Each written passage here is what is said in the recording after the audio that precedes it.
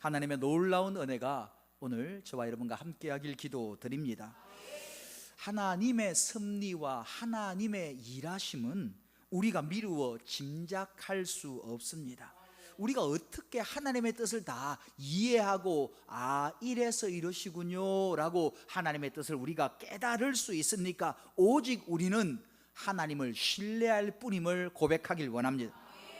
우리 인생에서 우리가 이해하지 못하는 일들을 경험하고 닥치면 실상 왜 이런 일이 생깁니까? 하나님, 내가 하나님께 예배했는데, 하나님을 잘 섬겼는데, 헌신했는데 왜 이런 일이 내게, 우리 가정에, 우리 자녀에 이런 일이 닥칩니까? 놀라게 됩니다. 그럴 때에 오늘 다니엘과 세 친구의 일들이 여러분에게 놀라운 위로가 될 줄 믿으시기를 원합니다. 다니엘은 유다의 왕족이었습니다. 혹시 여러분 중에 왕족인 분들 살며시 웃어주세요. 웃는 분이 굉장히 많네요.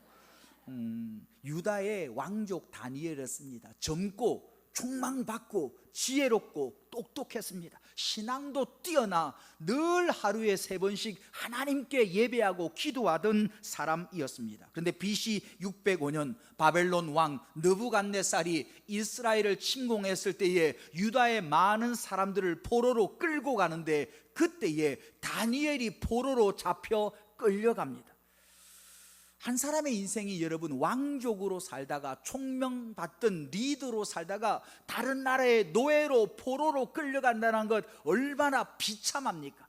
그가 허랑방탕하며 죄에 머물며 사기치며 속이던 사람이었다면 하나님이 징계하시는구나, 내가 제대로 살지 회개가 일어나겠지만, 그는 하나님께 충성된 종이었습니다. 다른 어떤 사람들보다 더 하나님께 예배하며 기도하는 사람인 그가, 하나님 앞에서 신뢰하며 순종하며 살아가던 그가 포로로 끌려갑니다.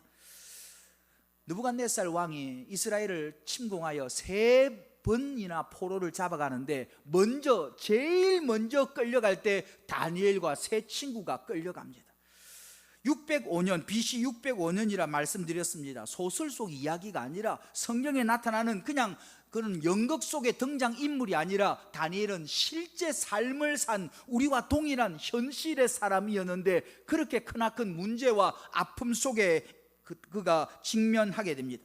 그때 누가 다니엘에게 이런 일은 왜 일어났냐면 이렇게 해서 일어났습니다, 그에게 논리정연하게 설명할 수 있습니까? 그를 어떻게 위로할 수 있습니까? 그런데 지금 우리는 2600년 지난 지금 우리는 다니엘의 고난과 아픔이 왜 일어났는지를 알게 됩니다. 오늘 성경의 시각을 따라 하나님의 계획하심을 따라 이 일들을 쫓아가 볼 건데요, 정신을 바짝 차려야 여러분 이걸 이해하고 은혜를 맛봅니다. 제가 이렇게 이야기하는 이유가 있어요. 나갈 때 오늘 말씀이 좀 어렵다 이런 분은 뭘 못했다는 거예요? 집중하지 못한 거야. 내 책임 아니라는 거예요. 여러분들 잘 들으셔야 돼요.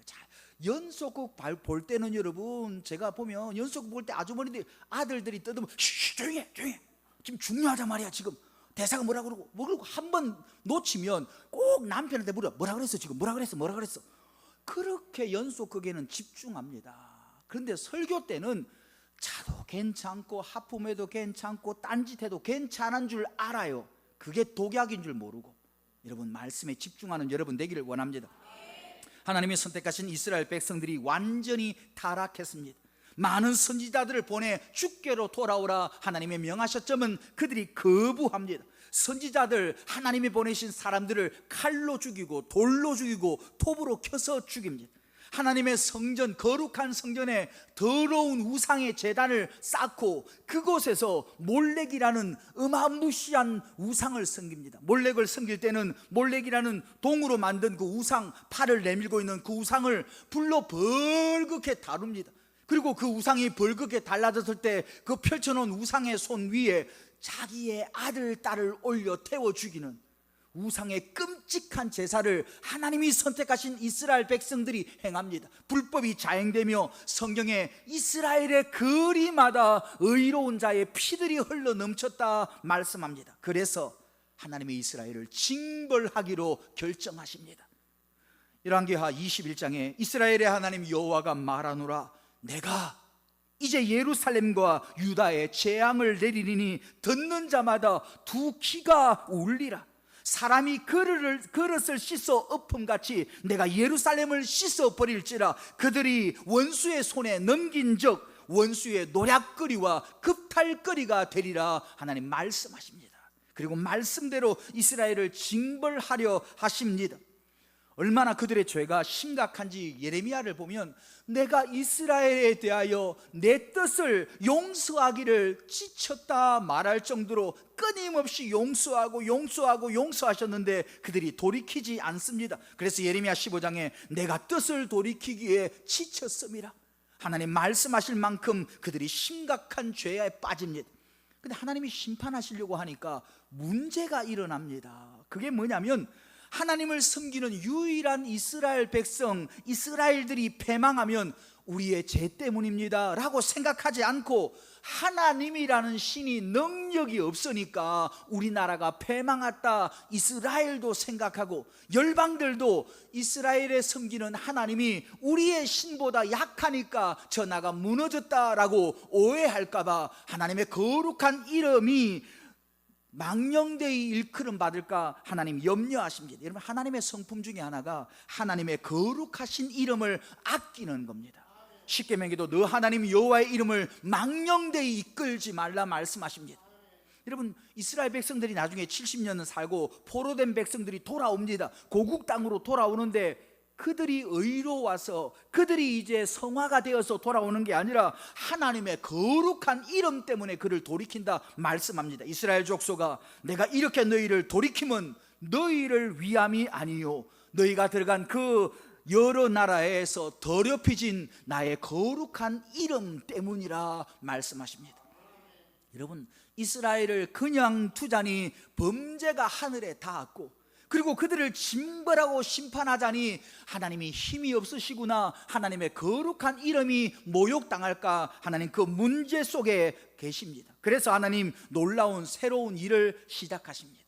여러분, 당시에 이스라엘 백성들 눈에 어느 나라가 크게 보이냐면 아수르와 그 다음에 일어난 바벨론이라는 제국이 우리 눈에 그들의 눈에 크게 보입니다. 나라가 강대하니까 그들이 섬기는 우상들도 자기 조상들이 섬기는 하나님보다 더 크게 보입니다. 여러분, 아하스 왕이라는 히스기야의 아버지요, 아하스는 잘 몰라도 히스기야는 알잖아요, 그죠? 히스기야의 아버지 아하스 왕이 아수르에 갔다가 뭐 하냐면 아수르의 신들의 제단과 그 신앙을 수입해와요. 아수르의 신이 아수르를 부강하게 했으니 우리도 그 신의 힘을 빌어 우리나라가 부강하게 하자. 그래서 아수르의 그 우상의 제단과 제사의 양식들을 수입해서 이스라엘에 전파하고 있어요. 이렇게 악한 세대가 이스라엘 백성이었습니다. 그러다가 북이스라엘은 아수르에 의하여, 남이스라엘은 바벨론에 의하여 멸망당합니다. 이스라엘 백성들을 여전히 역시나 하나님이 걱정하신 것처럼 우리나라의 하나님 여호와가 힘이 없어서 우리가 망했구나 생각하고 이제는 이 땅에 하나님 섬기는 민족이 없겠구나. 왜냐하면 유일하게 하나님 섬기던 이스라엘이 망했기 때문입니다. 그렇게 생각했습니다. 모든 열국도 이스라엘에 섬기는 하나님이 약해서 그 나라가 망했구나 생각합니다. 그때에 하나님의 놀라운 승리가 시작됩니다. 세계를 정복했던 당시에 바벨론이라는 그 나라 가운데 이스라엘의 몇만 되는 포로들이 그 나라의 노예로 포로로 살고 있었습니다. 그때에 그 바벨론 제국의 황제가, 느부갓네살 황제가 온 나라와 민족, 자기가 다스리던 열국 나라 가운데 조서를 내립니다. 그러므로 내가 이제 조서를 내리노니 각 백성과 각 나라와 각 언어를 말하는 자가 모두 사드락과 메삭과 아벳느고의 하나님께 경솔히 말하거든 그 몸을 쪼개고 그 집을 거름투로 삼을지니 이는 이같이 사람을 구원할 다른 신이 없도다 선포하고 있음을 믿으시기를 원합니다.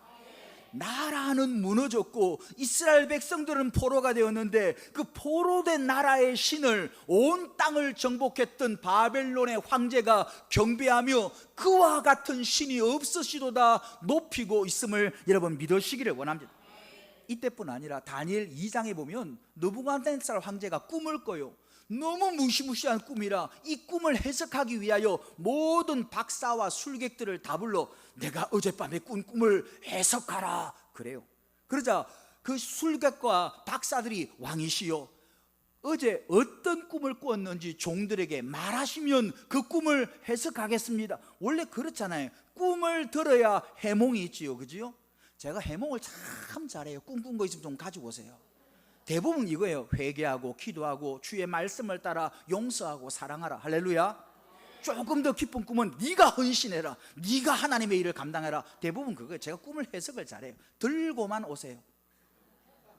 근데 이 바벨론 황제가 얼마나 강력한 왕권이 있는지, 내가 꿈을 말하고 너희가 꿈을 해석하면 마음대로 해석해도 그게 진짜인지 가짜인지 내가 어찌 알아?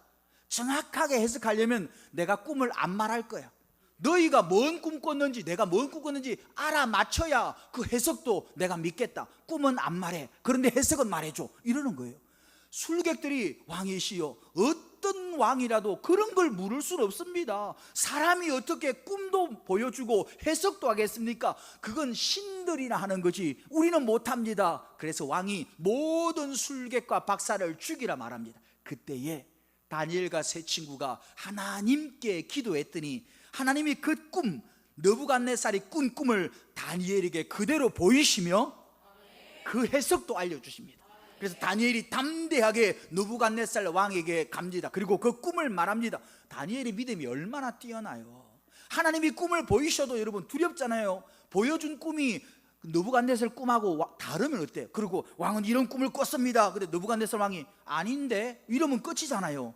죽임 당하잖아. 근데 다니엘이 하나님이 보여준 그 꿈을 들고 하나님을 찬송하고 가서 왕이 이런 꿈을 꾸었고 그 해석은 이러합니다 라고 말합니다. 그러자 온 땅을 정복했던 그 큰 나라 바벨론 제국의 황제가 그 젊은 다니엘 앞에 엎드려 경배하며 절하며 너희 하나님은 참으로 모든 신들 중에 신이로다.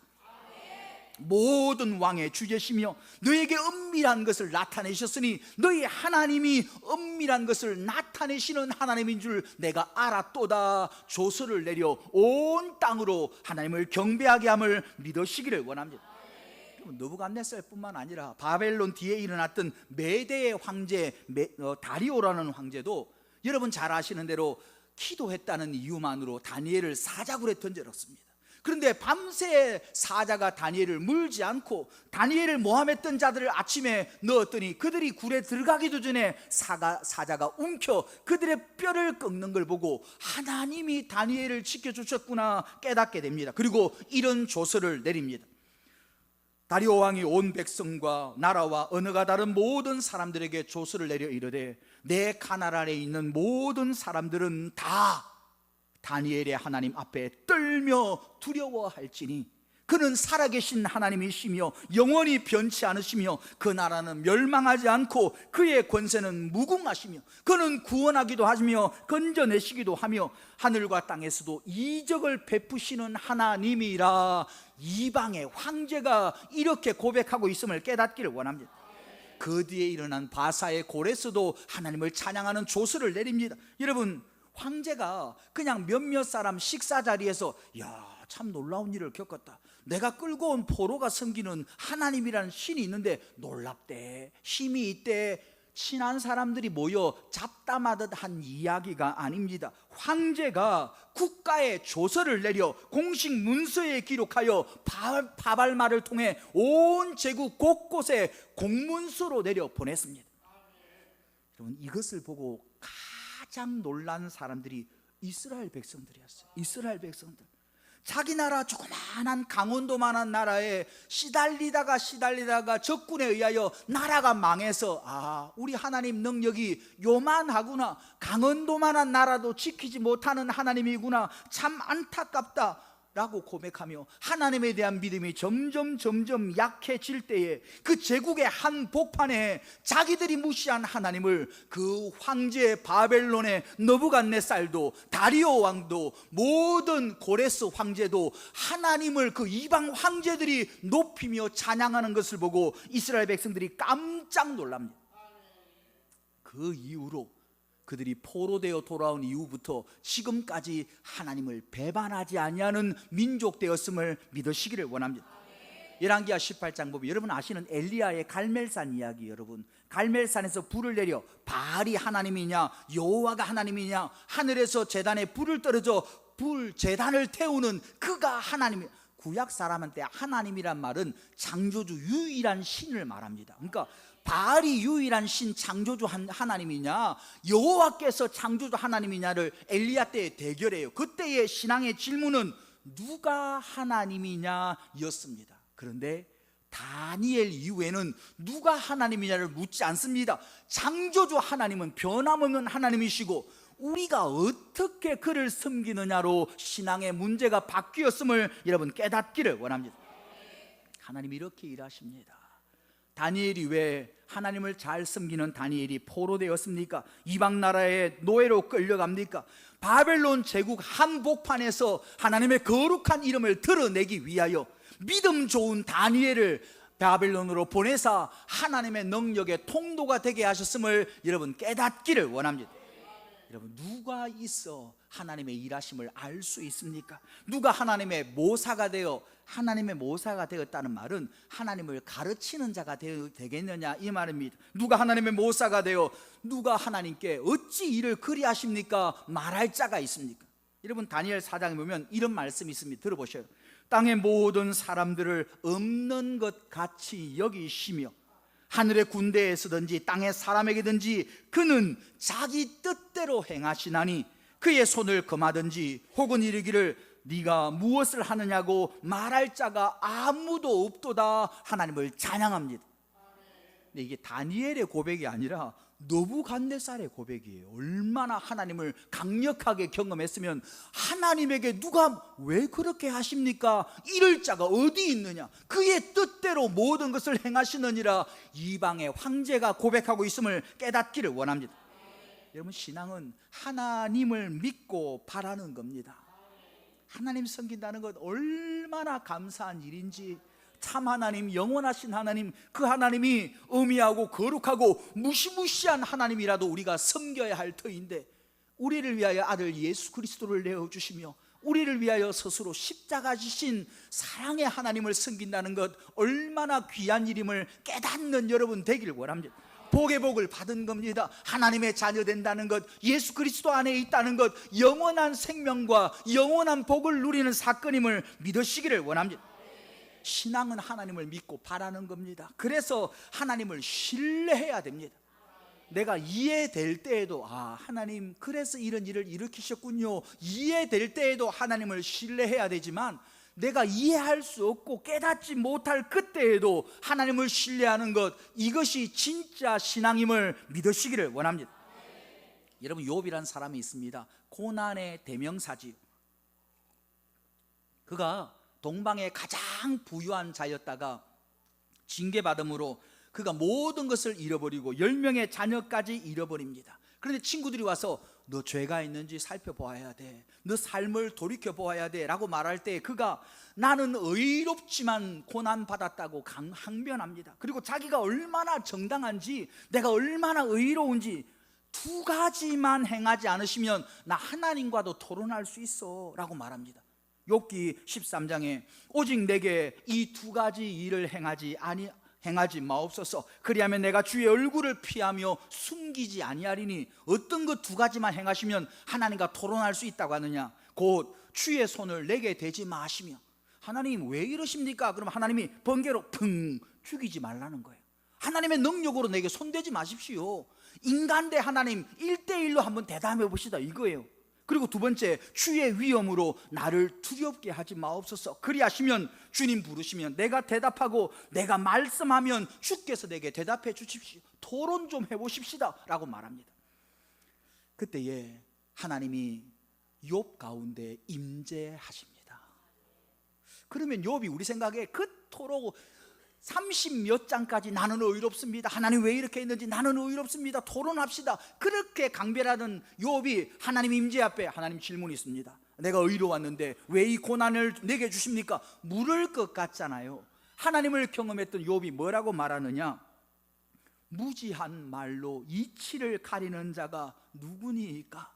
나는 깨닫지도 못한 것을 말했고 스스로 알 수 없고 헤아릴 수 없는 어려운 것을 말하였습니다. 내가 주님에 대하여 귀로만 듣기만 하였더니 이제는 눈으로 배움나이다. 그러므로 내가 스스로 거두어드리고 티끌과 죄 가운데서 회개하나이다 라고 말합니다. 하나님 욥에게 너 이렇게 해서 내가 이 일을 행했다 말씀하지 않습니다. 왜냐하면 전능하신 하나님이시기 때문입니다. 여러분, 다솜이가 어느 날 뉴스를 보고 궁금해요. 대통령이 왜 저런 일을 했지? 궁금하네. 그래서 대통령한테 전화해가지고 왜 일을 이렇게 했어요? 세계 정세를 모르나? 뭐 이러면 대통령이 급하게 전용기 타고 진주에 내려와가지고 요 사천공항에서 리무진 타고 다솜이 집에 가지고, 다솜아 왜 그랬냐면 첫 번째 미국의 정세는 이렇고 두 번째 유럽의 정세, 그렇게 말할 것 같아요, 안 말할 것 같아요? 하나님은 하나님의 뜻을 보일 자에게 보이시고 그렇지 않은 자에게 인내와 겸손을 요구하시는 전능자임을 깨닫기를 원합니다. 왜 그런데 우리의 삶 가운데 억울함과 불공평함과 이해할 수 없는 고난이 올 때마다 하나님 왜 이러지요? 라는 질문 앞에 반드시 기억해야 됩니다. 믿음의 선조들 다니엘도 사드락과 메삭과 아벳느고도 가장 신앙이 좋았지만 먼 타국의 포로로 끌려갑니다. 그런데 그때마다 하나님은 그들을 잊은 것이 아니라 다니엘 네가 포로로 갔었나? 내가 몰랐다. 내가 너를 잊어버렸다. 내가 잠시 한눈 파는 사이에 너는 괜찮은 사람인데 포로로 끌려갔구나. 하나님 잊은 것이 아니라 포로로 끌려가는 그때에도 하나님 그에게 관심 가지시고 하나님의 계획 속에 다니엘이 있었음을 믿으시기를 원합니다. 신앙인에게 고통은 하나님이 우리를 잊었다는 뜻이 아니라 그 고통 속에 위대한 하나님의 일이 있음을 믿으시기를 원합니다. 여러분, 우리의 신앙이 내가 이해될 때에는 하나님을 섬기며 따르다가 내가 이해되지 않을 때는 하나님께 고개를 절레절레 흔든다면 그것이 어떻게 신앙이겠습니까? 우리의 이익을 따르는 거지. 여러분, 인생이 우리 생각대로 되지 않습니다. 우리의 원하는 대로 되지 않습니다. 왜냐하면 우리는 피조물이기 때문입니다. 잘 들으세요. 인간이 내 생각대로 자기 인생이 되기를 원하는 것은 하나님 앞에 교만입니다. 오직 하나님만이 원하시는 대로 이루시는 창조주이심을 믿으시기를 원합니다.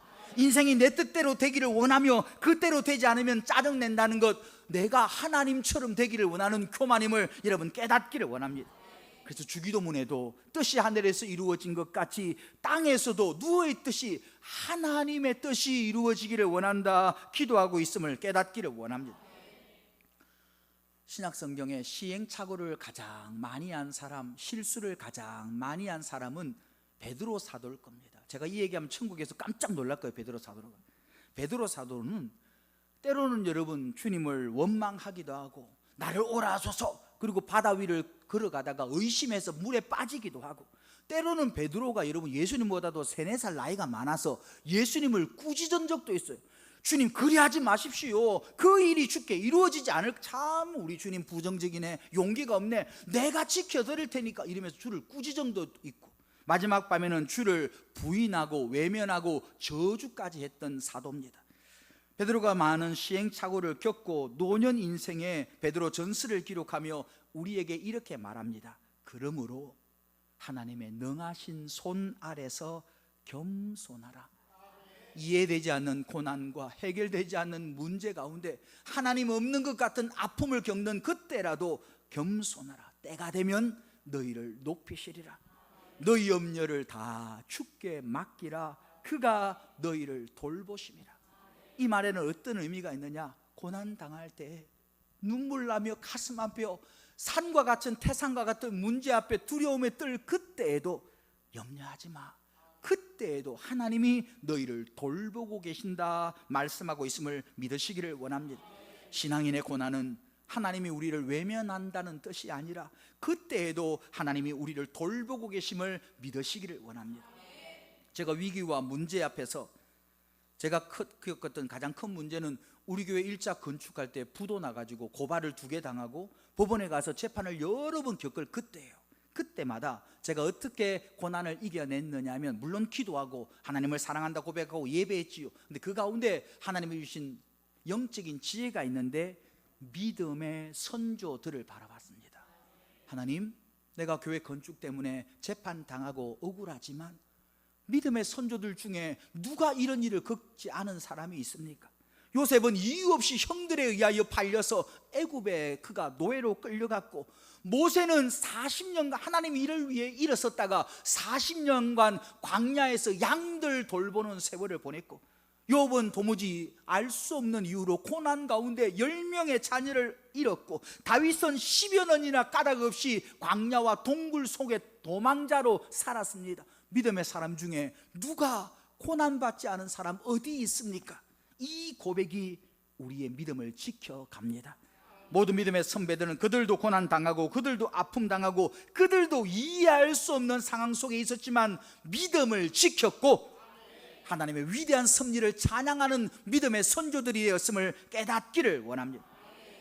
마지막으로 고난당하는 자들을 향하여 하나님이 그때도 고난 중에도 돌보고 계심을 노래했던 다윗의 권면으로 말씀을 마칠까 합니다. 다윗은 시편 23편에 너무도 여러분 잘 아는 내용 가운데 이런 말을 고백합니다. 이때 내가는 다윗이지요. 의로웠던 다윗, 하나님께 충성했던 다윗, 선을 행했던 다윗, 내가 사망의 음침한 골짜기로 다닐지라도 해를 두려워하지 않는 것은, 그때도 사망의 음침한 골짜기에 있는 그때도 주께서 나와 함께 하심이라. 우리의 아버지 되신 하나님이 자녀를 외면하실 수 없습니다. 며칠 전에 초이가 잠깐 어떤 일로 화가 났나 봐. 동생들 일이나 어떤 일로. 그래서 걔의 좋은 능력이 있는데 그럴 때마다 나한테 전화를 해요. 엄마한테 전화하면 엄마가 너무 큰 상심이, 물론 엄마한테도 전화하겠지만 나한테는 자기의 본연의 모습을 드러내요. 전화를 받는데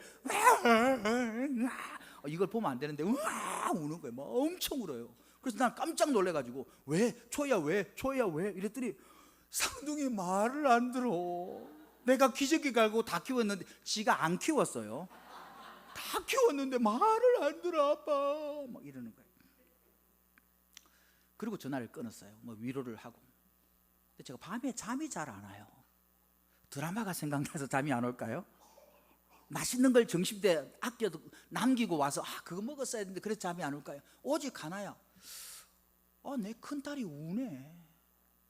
이놈들 보래. 지병이 지금 이놈들 보래. 어찌 큰 누나 마음을 아프게 하지? 괘씸하기도 하고, 그렇다고 꾸중하자니 지병이 지킴이 착한 걸 내가 아니까 딸이 우니까 잠이 잘 안 오는 거예요. 어리석고 죄 많고 부족한 종이 딸의 전화 한 통 받고 잊을 수 없는데, 전능한 하나님이 사랑하는 우리의 자녀의 아픔을 외면하겠습니까? 내가 몰랐다, 내가 한눈 판다고 너의 고난을 몰랐다 말씀하십니까? 가장 가까이서 그 고난 가운데 묵묵히 십자가 지신 주님처럼 우리와 함께 그 고난의 현장에 하나님이 계심을 깨닫기를 원합니다. 오늘 다니엘처럼 왜 하나님, 왜 내가 포로 됩니까? 하나님이 섬겼는데 왕족인 내가 왜 포로가 됩니까? 죄수가 됩니까? 노예가 됩니까? 끌려가는 다니엘의 외침에 침묵하심은 다니엘을 미워하기 때문이 아니라 그를 통해 위대한 하나님의 역사를 이루기 위하여 인내하고 계시고, 그 고난 가운데 하나님이 다니엘과 함께 하심을 믿으시길 원합니다. 우리도 하나님의 사랑하는 자녀라 하나님께서 잊지 않으십니다.